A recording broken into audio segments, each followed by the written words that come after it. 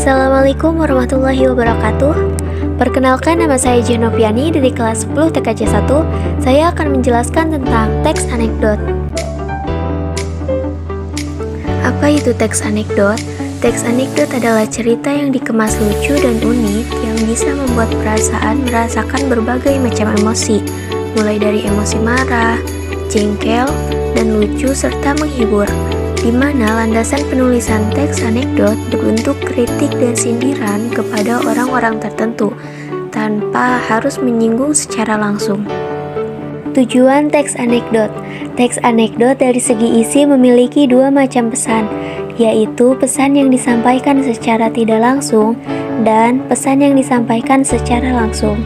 Nah, untuk tujuannya itu sendiri ada beberapa, yaitu sebagai berikut.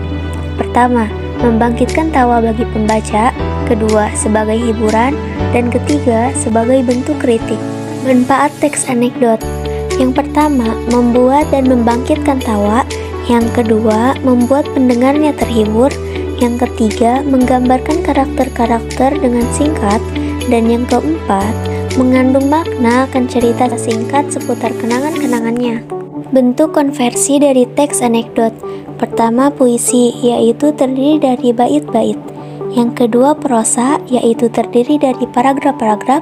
Yang ketiga, drama, yaitu terdiri dari dialog. Dan yang keempat, gambar, yaitu terdiri dari poster, pamflet, dan karikatur. Ciri-ciri teks anekdot. Yang pertama, melibatkan partisipan. Yang kedua, memuat unsur lucu. Yang ketiga, bentuk dari sindiran. Yang keempat, mengandung konjungsi. Yang kelima, bersifat menggelitik. Yang keenam, penyajian cerita mirip dongeng. Yang ketujuh, diceritakan secara realistik. Dan yang kedelapan, bisa mengenai orang penting. Ciri-ciri kebahasaan teks anekdot. Pertama, menggunakan kata keterangan bentuk lampau. Kedua, menggunakan gaya bahasa metafora atau kiasan. Ketiga, menggunakan kata penghubung dan tanda baca yang sesuai kaidah. Dan bersifat naratif atau diceritakan secara runtut. Jenis-jenis teks anekdot. Yang pertama, artikel anekdot, format cerita naratif.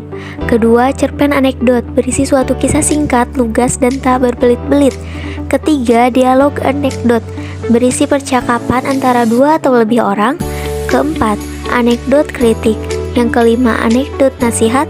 Yang keenam, anekdot hiburan. Ketujuh, anekdot politik, dan lain-lain. Struktur teks anekdot. Struktur teks anekdot terbagi menjadi 5 bagian. Yang pertama, abstraksi, yaitu paragraf pembuka yang memberikan sedikit gambaran terkait pembahasan yang akan dibahas.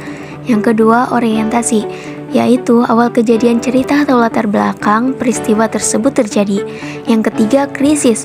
Tidak dapat dipungkiri saat menulis anekdot pasti ada hal yang tidak menyenangkan, misalnya saja menemukan masalah yang unik dan tidak biasa yang pernah dialami langsung si penulis atau orang lain.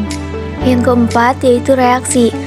Dari pengalaman yang ditemukan itulah yang mendorong penulis untuk mencoba menyelesaikan permasalahan dan pengalaman yang dialami tadi.